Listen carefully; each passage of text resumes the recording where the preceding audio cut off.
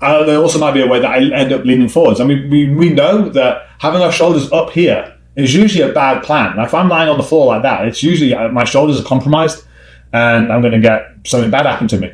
Yeah, as I'm chasing forward there, like my arms are forwards. Like there's more likelihood that I'm going to have like my shoulders cranked, etc. Like, if all of a sudden I have to make, if he suddenly chooses to get up and I make a sudden diving motion here, look at my shoulders. Then all of a sudden he could come underneath and then go for a shoulder crank, for example. Like he could, go for a whizzer, he could come underneath. Yeah, my shoulder's really compromised now. I don't want that to happen, but how am I going to learn that unless I learn how to engage upon him, hold him down, but also maintain that good posture and balance. So as I come forwards, as I'm holding him down, I try and keep my shoulders back and down, my hands back and down. If they start traveling north of my chin, then they're starting to get compromised, which we know this when we're on the floor. So as I'm going forwards here, as you can see, my shoulders are backing down, my hands are backing down, and if I need to push forwards, I'm pushing forward with my chest, not reaching. So that's going to fix a lot of my alignment problems, and if he tries to sweep me as well,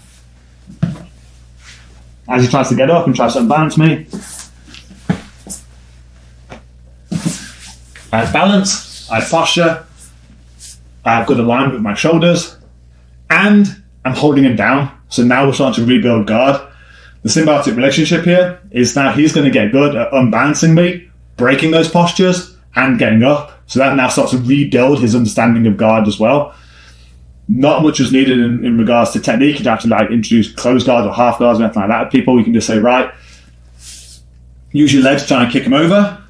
Try and twist up their elbow in some way. So, obviously making sure that you don't hurt them. So slowly, that's the idea of slowly doing intensity.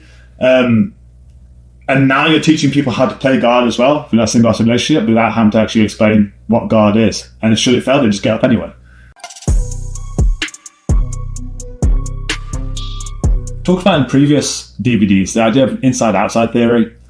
And inside-outside theory is that relative to where you are with your partner's legs dictates the submissions that you could get caught in. So whoever the outside party is can usually go for upper body attacks. So that could be kimuras, arm bars, triangles, platters, etc., etc. Whoever the inside person is can usually go for leg locks. So that can be, ankle locks, knee bars, heel hooks, etc. So, for example, if Ryan's in close guard, he's more likely to hit me with things that are going to happen up here, my shoulders, neck, etc.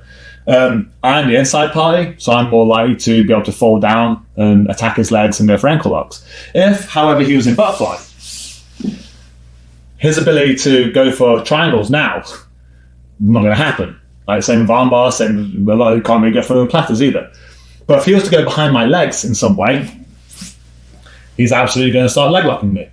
Because he is the inside person and I'm the outside person. And I talked about this in one of my previous instructionals.